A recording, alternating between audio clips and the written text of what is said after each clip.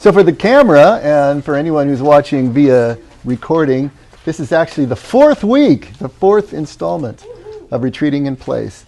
Yeah, that was supposed to go 4 weeks. But in my defense, you all are so chatty. And we love it. That's great. That's great. But that's part of the issue here. That's slowing us down a little bit. But that's okay. We're going to start right at number 8, because that's where we left off. We talked briefly about the rite of passage and the hero's journey. Maybe we should just a quick revisiting. What we're actually doing here, this is what we're doing. We did talk about it in terms of Jesus' life. Jesus' life is a classic hero's journey. In fact, Carl Jung called it the perfect model of a rite of passage or a hero's journey.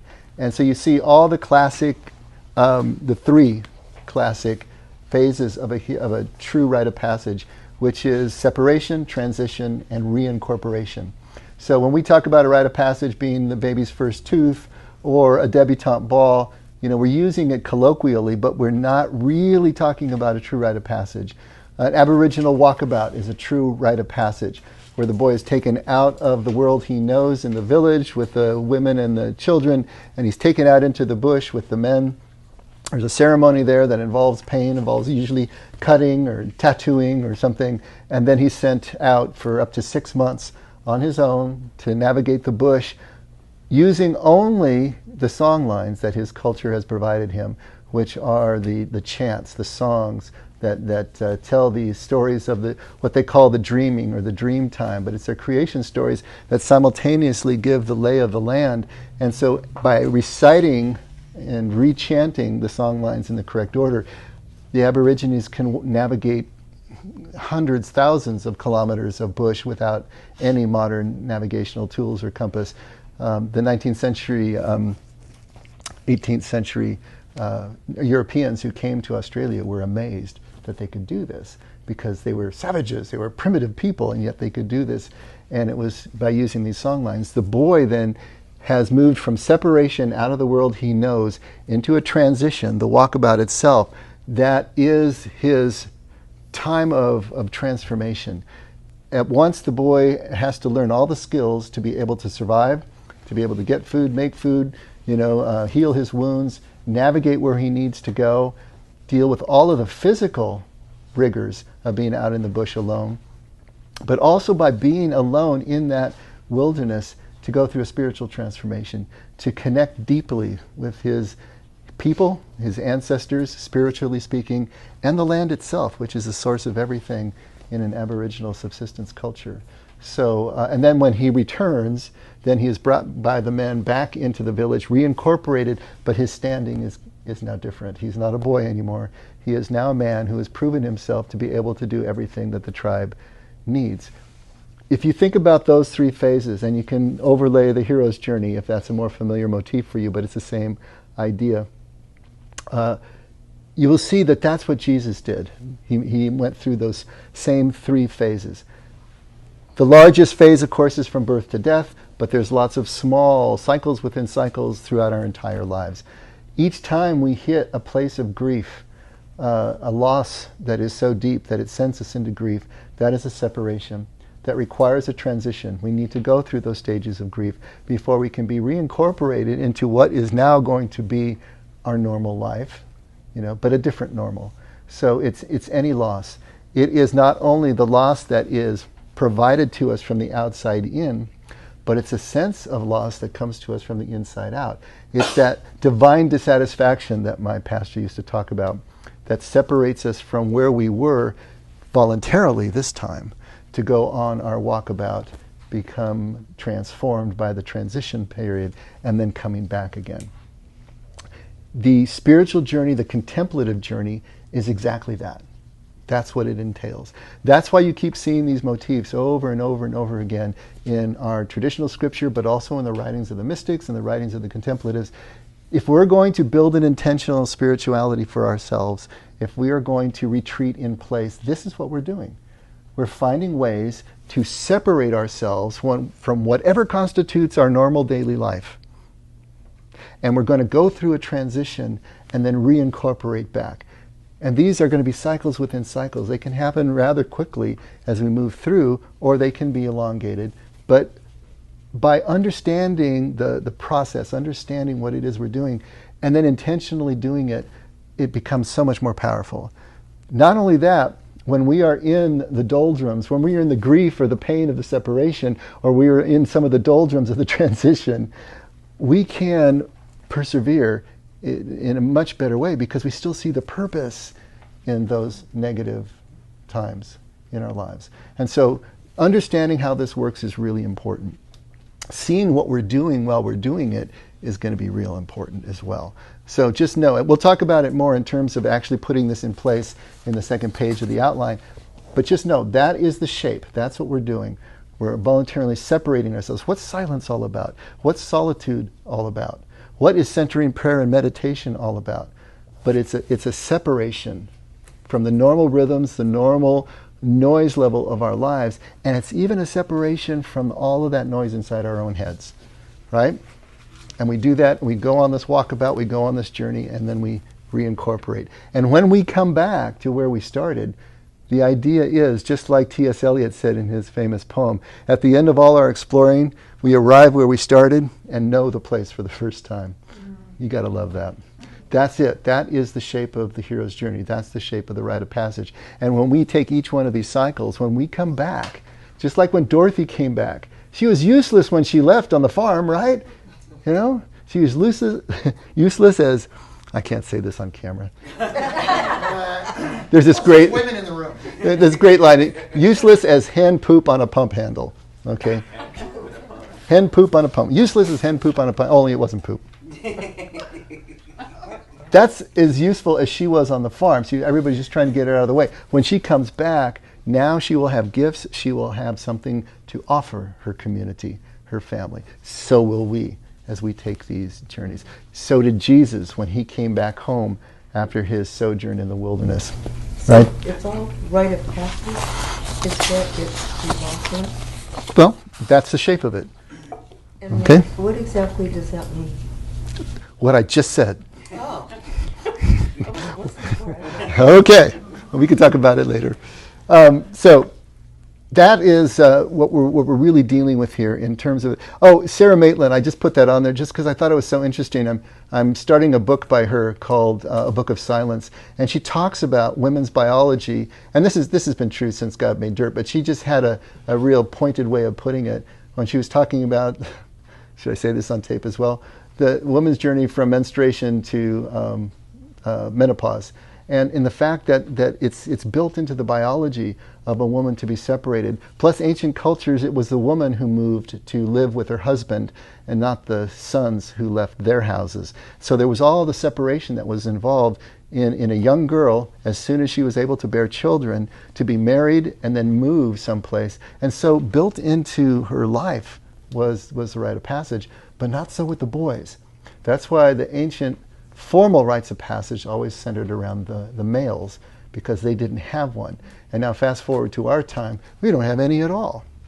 That's why we've got all this failure to launch. That's why we've got especially young boys who are just lost into their 30s and 40s because they have no milestones. They have no way of knowing that they have graduated into manhood and what that entails.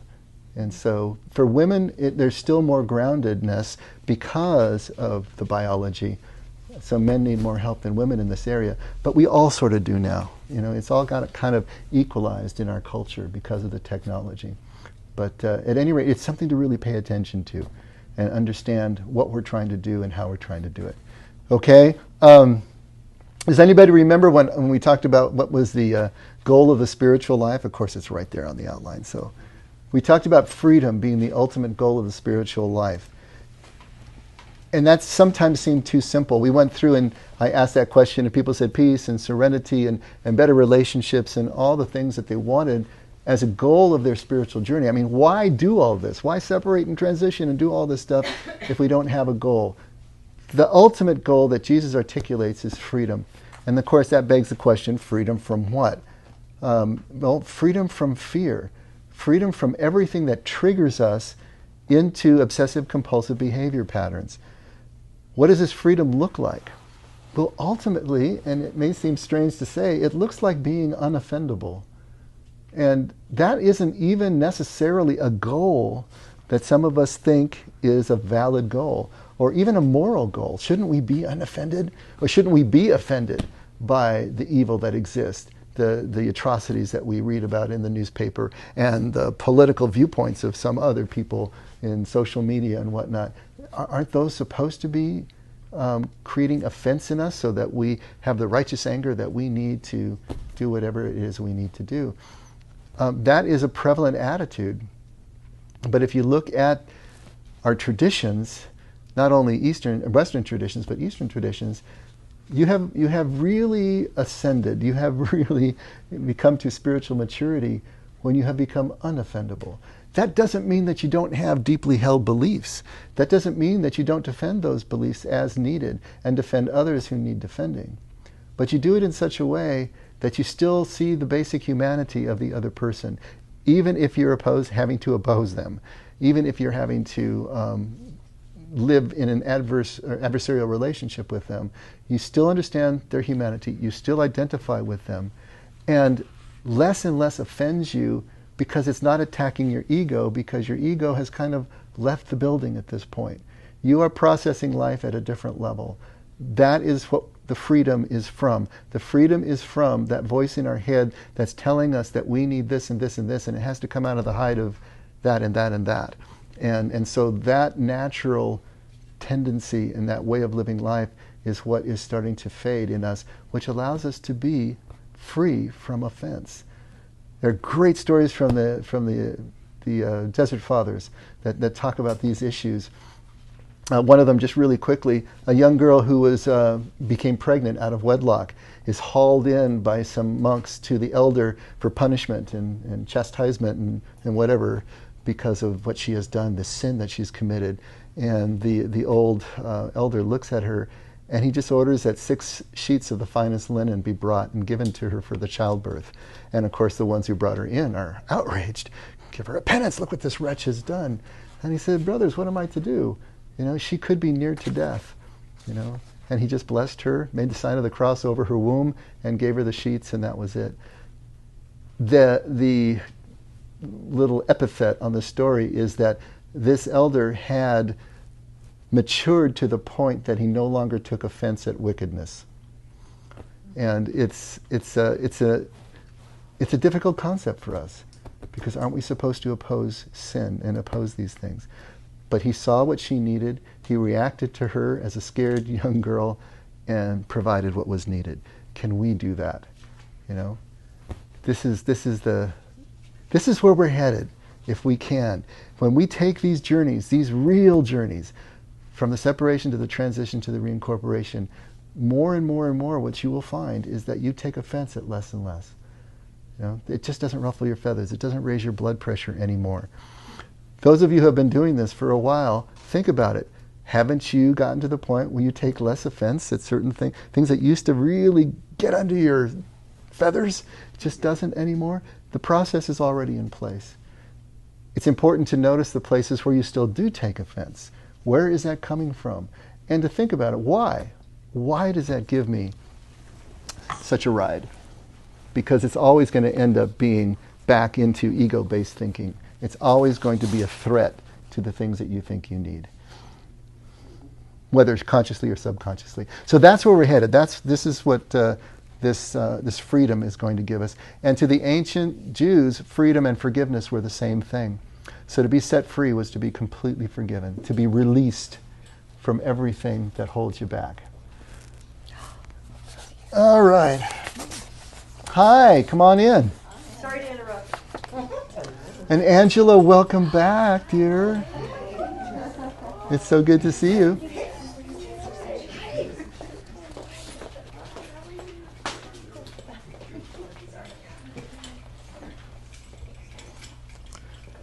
This last point here, I'm just going to say it real quickly and you can react to it, maybe. The separation that we're talking about, the first stage of the rite of passage, can be cognitive as well as physical. It can be emotional. It can be many things. if we are really going to follow Jesus, we have to be willing to let go of even the notions we have about him. In my life, it was the point when I was entirely ready to leave Jesus. I thought Christianity in my life had completely run its course, that if this was Christianity, then I'm not a Christian anymore. I was reacting to the way that it was being practiced in local churches. And if this is Jesus and his teaching, because I was having scripture being quoted to me that Jesus taught thus and thus, then if this is really Jesus and this is Christianity, then I'm not a player anymore and I'm ready to go. To my credit, first time maybe in my life, I decided not to run yet. I decided to stick and say, okay, I'm going to give this one last go. I'm going to see if there is something that I've missed. And so I began studying Christian origins, which led me to the Hebrew roots of Christianity, which led me to the original languages. And there I met a Jesus that I'd never met before, a Jesus that I knew I could follow for the rest of my life, a Jesus that spoke with perfect common sense, clarity, always pointing to the Father's love. It was a complete game changer for me.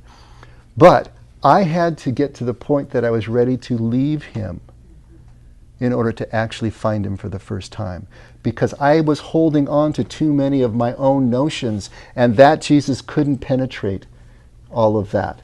Not to mention, I had to get shut of the authority of the church to let that go.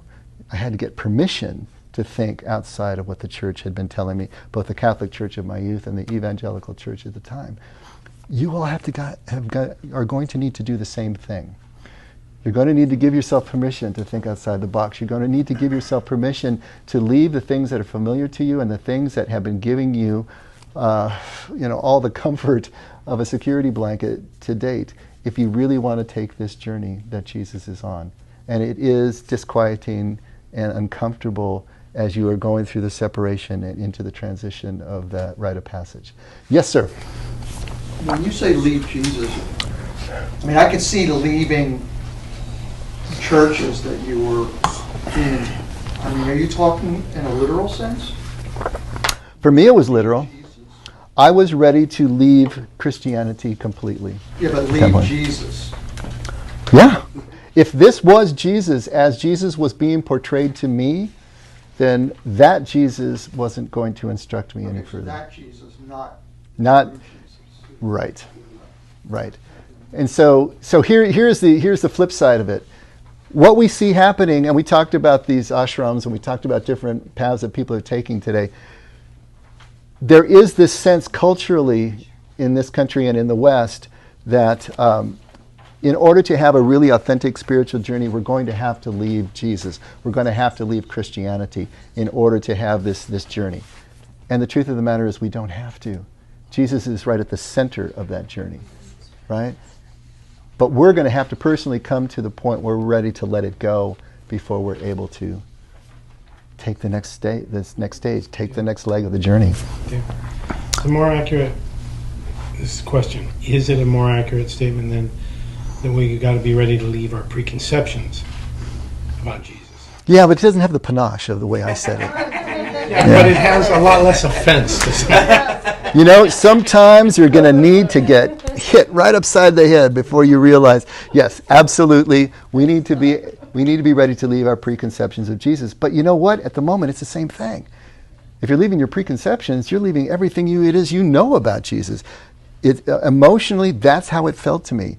I was raised a Catholic. I was a Christian all my life. To be ready to leave that in favor of whatever else, that was a scary thing.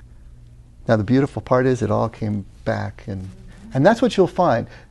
So many of the things that you become willing to leave will come back to you, sometimes in altered states, but they'll come back to you and they'll be yours for the first time because you really took the journey. They weren't given to you. They weren't bestowed to you. They weren't just second-hand, third-hand hearsay. They're yours now.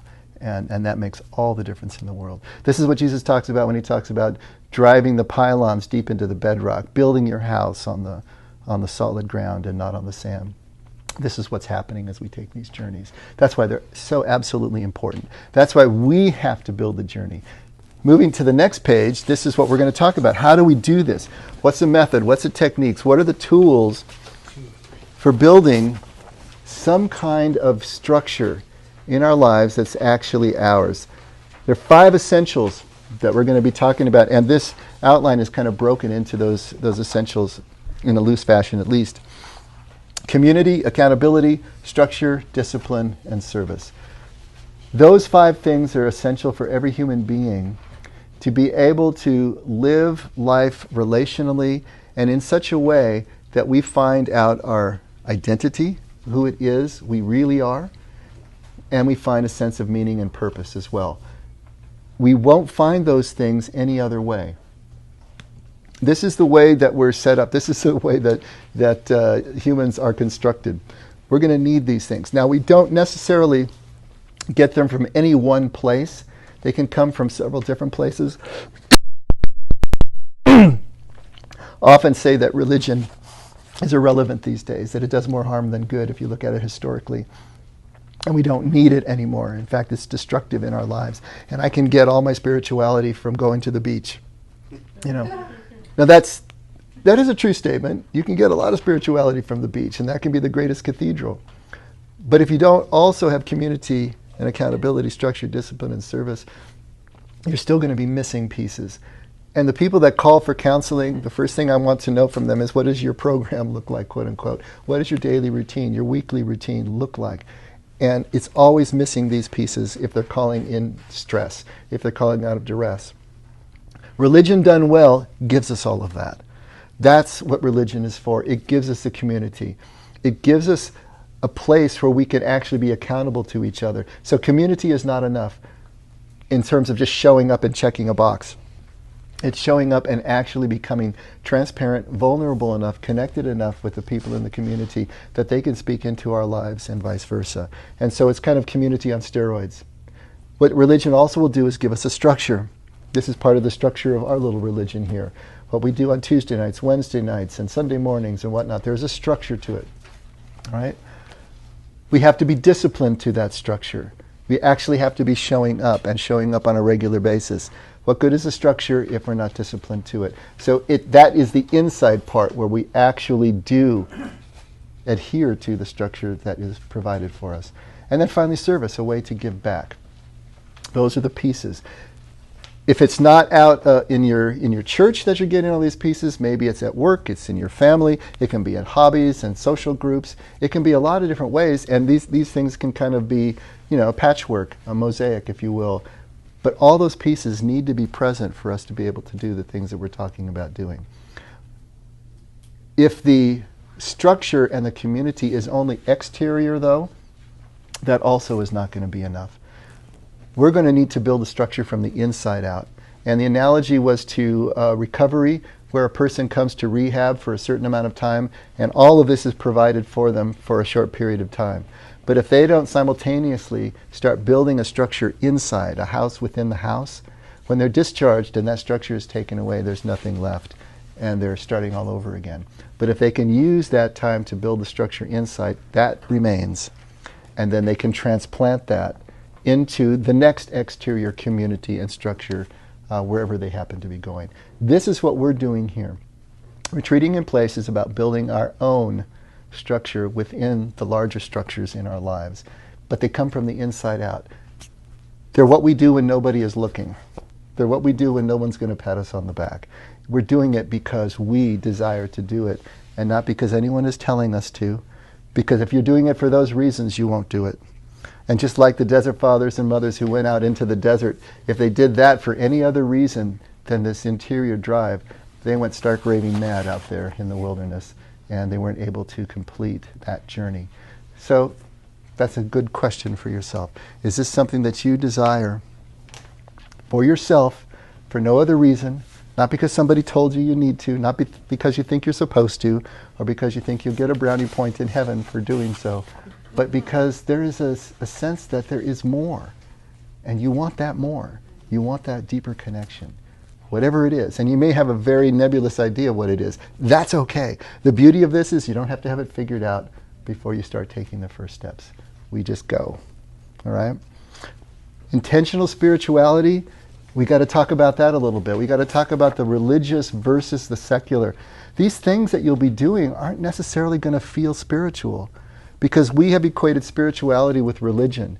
And if it's not religious, then it doesn't feel spiritual to us, or it doesn't seem to be scratching the right itches. Let's disabuse ourselves of that notion right now. It's going to be very simple things that we're going to be doing. They're going to feel like everyday things. They're going to feel insignificant. And they're not going to feel like they're taking you to any great sort of spiritual revelation. You know, the clouds aren't going to part and the choirs aren't going to sing and all that necessarily. Sometimes that'll happen and it'll be great. But a lot of the things won't. Don't worry about that. Put that down when that comes up again. Give yourself permission not to be doing religious things, but you're doing things that don't even feel spiritual. You're just getting up and doing a daily routine that you set for yourself. That's what that grid's going to be about. You setting your own routine. And you're just getting up and you're doing things. But it's going to change the whole notion. So I know a lot of you don't have the quote page anymore. If you do, I wanted to read a couple of these quotes from the Desert Fathers that kind of illustrates this point perfectly. And so if you have your quote page, go ahead. If you don't, just listen. Quotes along the way, if you've got that. The second one down. Okay, so the Desert Fathers and Mothers, for those of you who aren't familiar, this was the 3rd and 4th centuries that Christians, at the time that Christianity was becoming allied with Roman power and was on the road to becoming the state religion of the Roman Empire, this is when the church was ascending in a materialistic way and becoming more and more confusing and less relevant to those who were really seeking an authentic spiritual journey. And so their solution was to flee the cities and towns and the trappings of their local churches, to go out into the wilderness and try to strip everything away that was confusing them and try to get back to an authentic spirituality and an understanding of what was going on. And so they were the founders of the monastic movement that is still with us in the West. But so what they've left us is all these wonderful stories that are apocryphal kind of and kind of parabolic in many ways. But they're just so down to earth and so grounded. So, you have a problem over here? Okay. A young man crossed the desert and finally came to the monastery of Skidi. There he asked to hear one of the abbot's lectures and was granted permission. That afternoon, the abbot's discourse was about the importance of work in the field. After the lecture, the young man said to one of the monks, "That was amazing. I thought I would hear a fine sermon about virtues and sins, and the abbot spoke only of tomatoes, irrigation, and so forth. Where I come from, all believe that God is merciful. All one must do is pray." And the monk smiled and said, "Here we believe that God has already done his part. Now it's up to us to continue the process." So he comes thinking he's going to hear all this highfalutin theology and all of this stuff, and what he gets is talk of tomatoes and irrigation. What we have to understand is that this really is the crux of it. The getting up and tending the tomatoes every day from an intentional point of view is more spiritual than any of the stained glass windows in any of the cathedrals of the world if we bring our presence to it, if we bring our whole heart and soul to it. And it's by creating sacred space out of the seemingly insignificant moments of our lives that we are really tending to this transition. We're separating ourselves from the notions that we had about spirituality, and we're practicing something completely different that'll take us on a journey that we really want to go on, right? Second one. A certain brother came to Abbot Silvanus at Mount Sinai, and seeing the hermits at work, he exclaimed, "Why do you work for the bread that perisheth?" Oh, isn't that lovely? Mary has chosen the best part, namely to sit at the feet of the Lord without working. Then the abbot said to his disciple Zachary, "Give the brother a book and let him read, and put him in an empty cell." At the 9th hour, the brother who was reading began to look out to see if the abbot was not going to call him to dinner.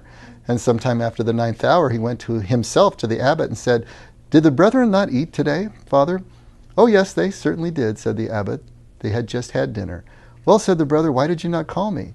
"Well, you are a spiritual man," said the elder. "You don't need the food that perisheth." "We have to work, but you have chosen the best part.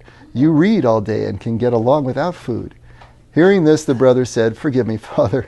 And the elder said, "Martha is necessary to Mary, for it was because Martha worked that Mary was able to be praised." This is the kind of wisdom that comes from this tradition. It's simple. It's right on the ground level.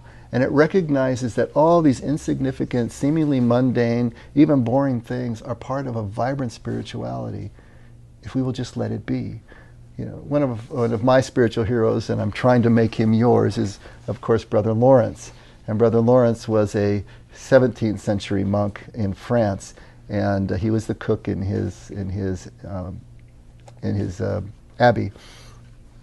And he realized that God was just as present in the kitchen as he was any place else, and finally quit all other forms of spiritual devotion except those that he was obligated to by the rule of his house, and just cooked.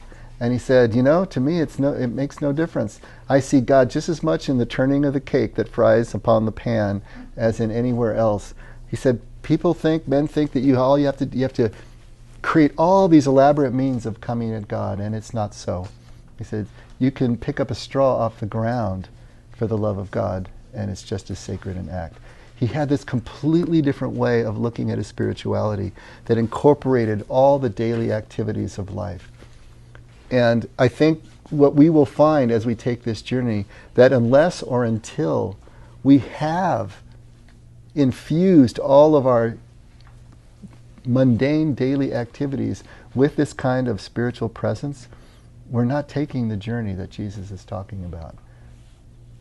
It's tending to all those things. So it's going to feel different. That's the point.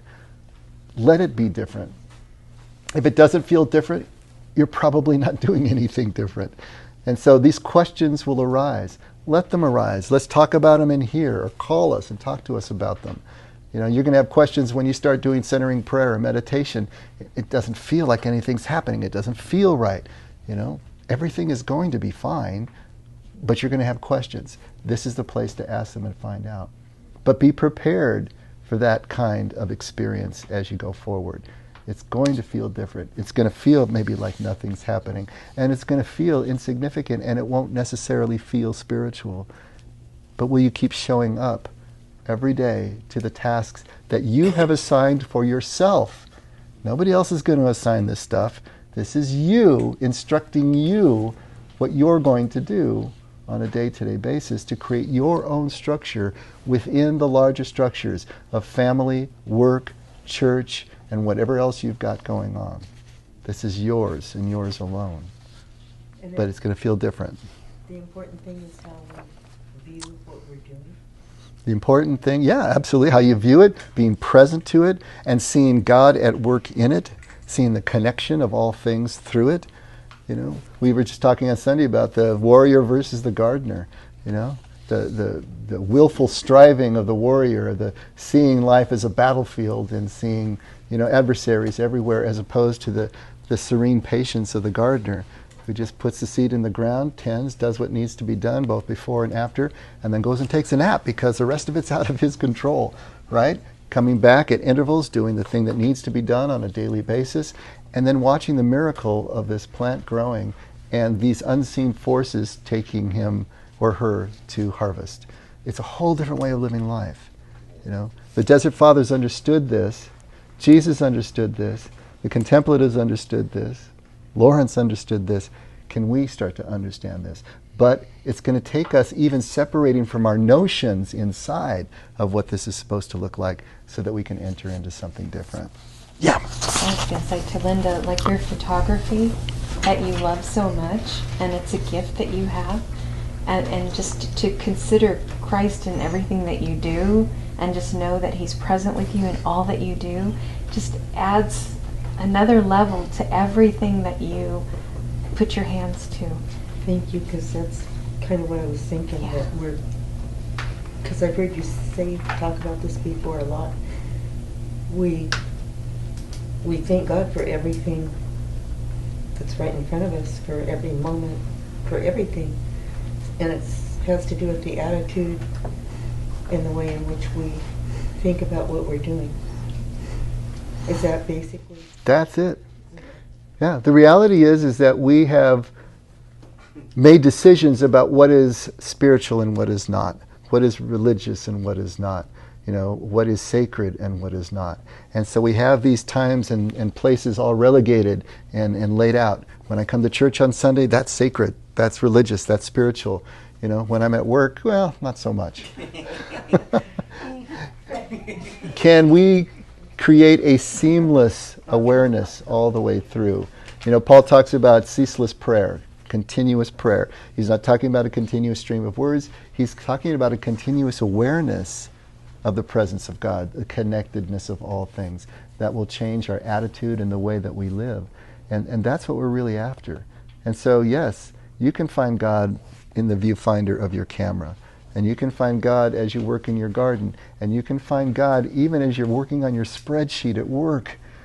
A fate that is worse than death to me. When I was working with the nonprofit Children Americas, and we were providing nutrition and education supplies for kids in Mexico primarily, and I'd have to sit down and do all the tax work and the audit work and prepare for the recertification of our fundraising. And I would rather stick needles in my eyes. And so I had to remind myself that even by doing this, attending to this, showing up to this, kids were getting fed, across the border. And things were happening. And it's the same thing here. There's lots of tasks here that are administrative, and I don't dig them, But if I don't attend to them, then the roof doesn't stay over our little community.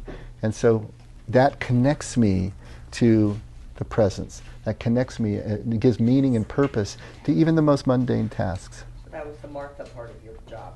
Yeah, absolutely. And without Martha, there's no Mary. I don't get to sit and be Mary if I haven't done my Martha part. And that's the wisdom of it. Once again, the truth is not at the extremes. It's always in a passionate middle. So what you're going to find is we're always going to pull. Whenever we get pulled, the pendulum too far left or right, we're going to be pulling it to the center. The contemplative journey, the awareness that comes from the contemplative journey is always going to be doing that for us. Even if we're not aware of it, it's going to be pulling those extremes to center. That's what we want to do. It's not either or. It's going to end up being both and you'll find that. It's not Mary or Martha. It's both of them together. And it's going to be oscillating, flipping back and forth. Sometimes we need to be Martha and sometimes we need to be Mary. And we need to celebrate both, and know when they're appropriate. And sometimes we have to be Martha so someone else can be Mary, and we need to celebrate that too, and learn to let go of the jealousy or let go of the envy or whatever else is offending us at the moment, because this is their time to be Martha, and we're providing that cover so that they can do that. So rather than being angry about it, can we celebrate that too? It's all this kind of stuff. And a lot of it doesn't have to be thought through. You'll experience it, and you'll see the truth of it as you get there. But we have to break down enough of our misconceptions or our just other conceptions in order to even start taking this journey in the first place. And that's another separation that precedes the transition, that precedes the reincorporation. That's the way it works, right? Okay? Silence and solitude. Incredibly important components of the separation process, of separating ourselves from the noise. Think about how noisy your life is. Not just exteriorly, but also interiorly. How much of your day is spent focused on the whirling thoughts inside your head? How much time do you spend thinking about something other than what you're actually doing? Anyone have a percentage? How much time do you spend? I was too busy.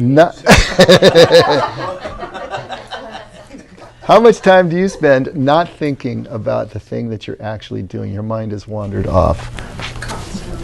Constantly? Pretty much. Yeah? I try to control What's that? it. I try to control it, but you catch yourself at it. Well, then you're doing better than a lot of people. You're already in I catch that. myself at it. Yeah, that's great. That's great.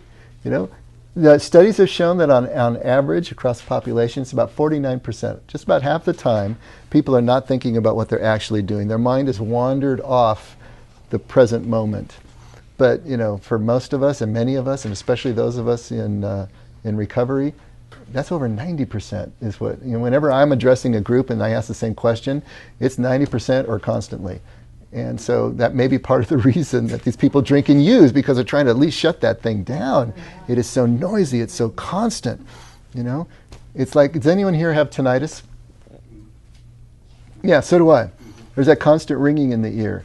You know, like right now, I'm not aware of it because I'm talking and there's noise, ambient noise. But at night, when it gets really quiet, it's always there. I could focus on that if I want to, or I can choose to, you know, just be here and let it fade into the background, or put on the white noise and mask it. You know, the analogy is your head is doing the same thing constantly. You know, the byproduct of our self-awareness is a voice that talks to us in our head and tells us stuff, separates us from the moment and from each other.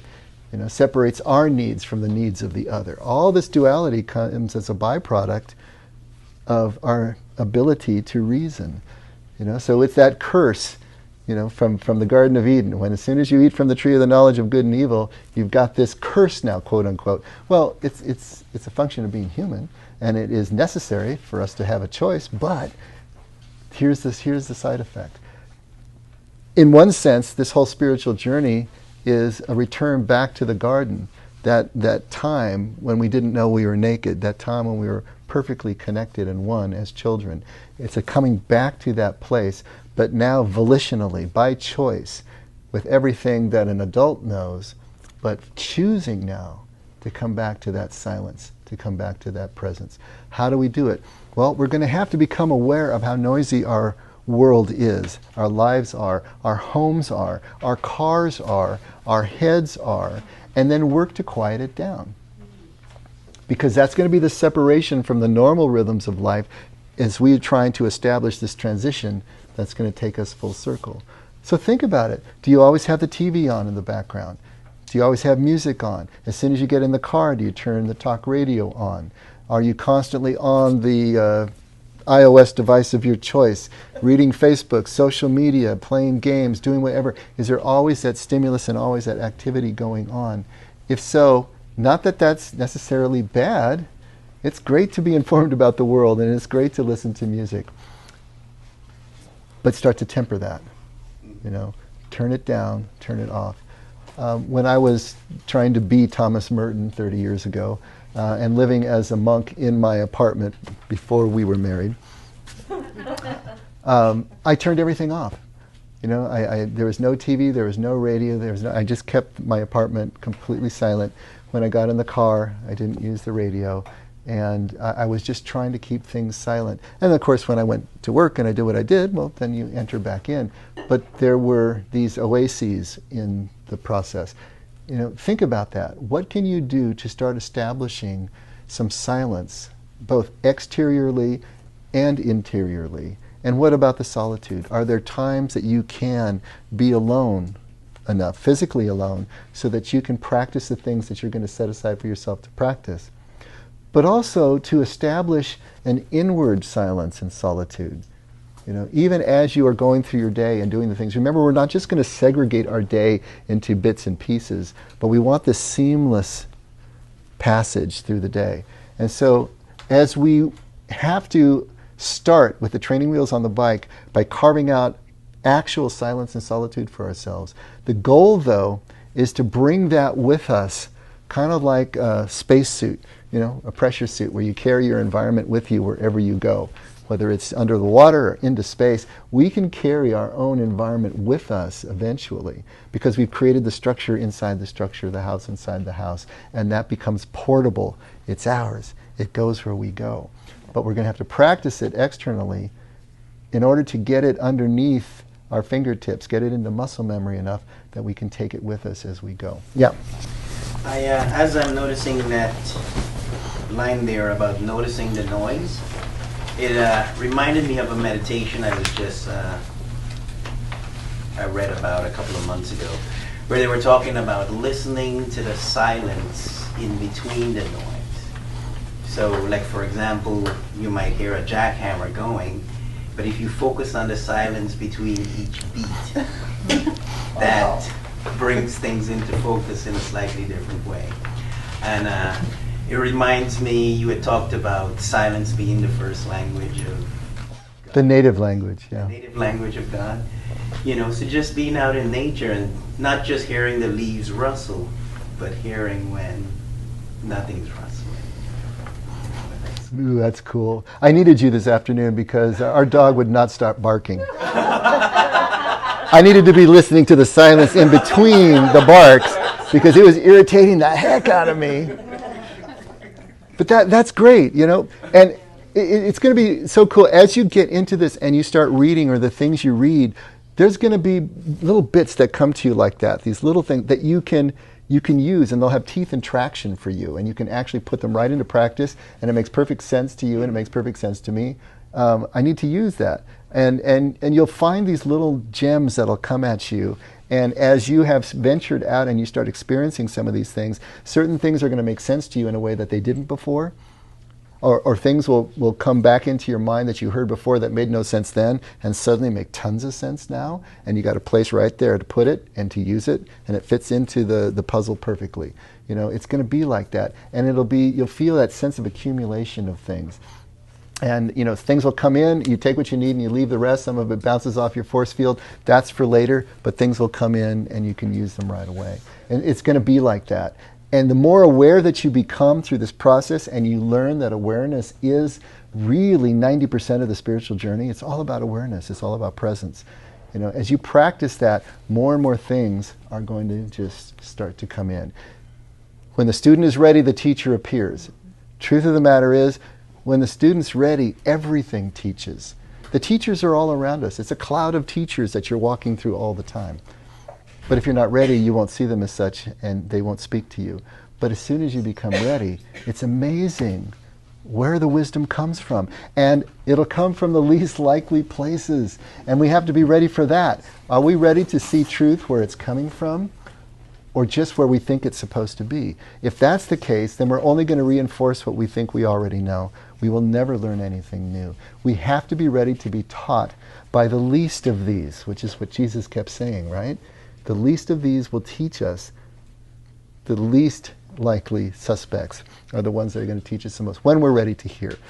The contemplative process, this journey, this retreating in place, is all about building that kind of awareness so that everything teaches. That's where we want to go. I think it's really hard because there's so many fantastic things that I can do, and I don't know if other people feel the same way. It's like I'm always aware of what I want to be doing, what I have to do, what I need to be doing, and there's not enough time in my lifetime to, there's just, and so sometimes I just sit and think about different things because I don't even know how to explain this, but I have so many things that I think I should do, things that I want to do, and then doing what you're talking about, that's another thing, but it should be. But it should be. Okay. Yeah, Dave, what's with all the pressure, buddy? Pressure. We need to revisit Merton. The first quote that we read 2 or 3 weeks ago. Do not then stir up yourself to useless interior activities. This is not going to be putting a lot more stress on you. If it is, then we're not approaching it correctly. What this should be doing is the opposite. It should be freeing us up. Yes, there are things that you do need to put in place, and you need to show up to them. But make sure you set the bar low enough that you're not creating a lot of extra stress. Don't say I'm gonna center at 5 o'clock 7 days a week. It ain't gonna happen. All right. By day 2, you've already blown it, and you have a sense of failure. But whatever you do set for yourself, you set the bar low enough. It's not useless interior activities. You're not adding a bunch of extra labor. You are setting aside time to start showing up to something on a regular basis. You can add more later as you get more adept, as you start seeing the results and everything, but set the bar low so that it doesn't feel like a lot of extra stress. But whatever you set yourself to do, actually do it. And when you blow it, not if, when you blow it, you don't beat yourself up. It's like you just acknowledge, oh, I blew it. And then you get up the next time and you begin again. And the beauty is you can always begin again. There is always another bus coming around the corner, right? So you have infinite chances. And the blowing it can be looked at as another opportunity to return from the noise rather than a failure again. It's just another opportunity to practice coming back to center. Yeah. What are the results Can you elaborate a little bit on the results of silence? The results of silence? Oh man, there's so many of them. The results of silence is especially going to be the heightened awareness that comes from stepping away from all of that noise intentionally, both inside your head and outside, brings you to a sense of complete presence. You're really here now. You're not thinking about something that pulls you away, either past or future, or in the cloud of all the things that are left undone that I need to do. You're actually here. It's usually accompanied by a sense of peace, a sense of warmth, a sense of connection. Not always. You know, the emotional doesn't always follow the spiritual one-to-one. Sometimes you will, sometimes you won't. But you will have an increasing sense over time that there is so much more to life than just what we can see, taste, feel, and measure with our instruments. There is an unseen world that starts to come to the fore. The other thing that happens in silence is all that subconscious activity that we're not even aware of. It thins out by spending more time in silence and solitude. It thins out the boundary between the subconscious and the conscious. You'll find that things are going to start to bubble up out of that subconscious, that things you forgot to remember, and they will come back to you in a usable form.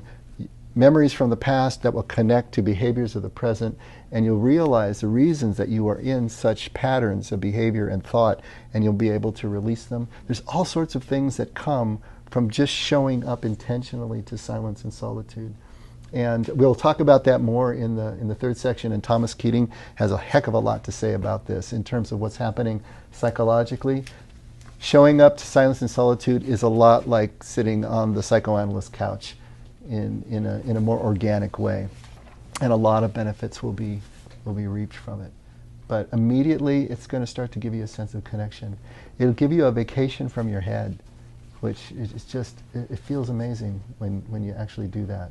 It's like a 20-minute cat nap that revitalizes you to start a day like this, or end a day like this, or have times during the day that you can just shut down. It will do things that you won't even necessarily be prepared for. But it kind of reminds me of the first lesson we taught Stetson. As a trainer of dog, we got a 130-pound Great Pyrenees, and one of the first things the trainer taught us was how to teach the dog how to settle. And it was just a weird thing because he had Dale sitting down, and the dog was like on the ground like this, and you'd hold the dog's paw and his head also, and you just hold him there, and he's trying to fight his way out of it, and you hold him there, and they keep doing that, and then all of a sudden there's just this and the breathing just goes just really nice. And it was the first lesson they taught us in this when he was a puppy, but it was kind of a cool, that's what this kind of reminds me of. That's a perfect image. I love that. Yeah? So someone's got to put their head on her head in our paw. It's like it, but it's the mind is like that, and that's I was just doing this morning before coffee. I'm sitting there.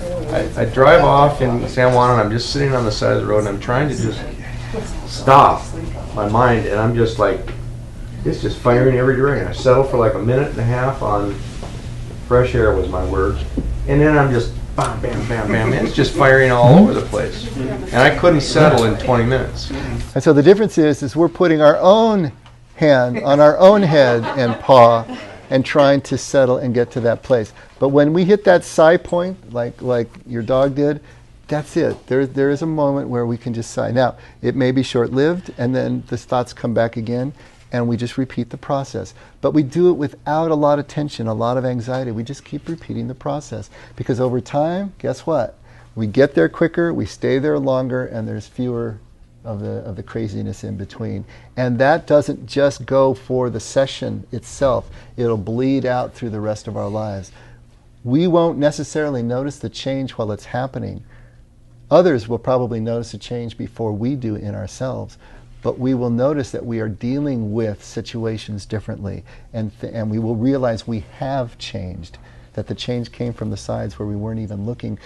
because we just showed up intentionally to a process that didn't seem to really have anything to do with where we're going, just like tomatoes and spirituality.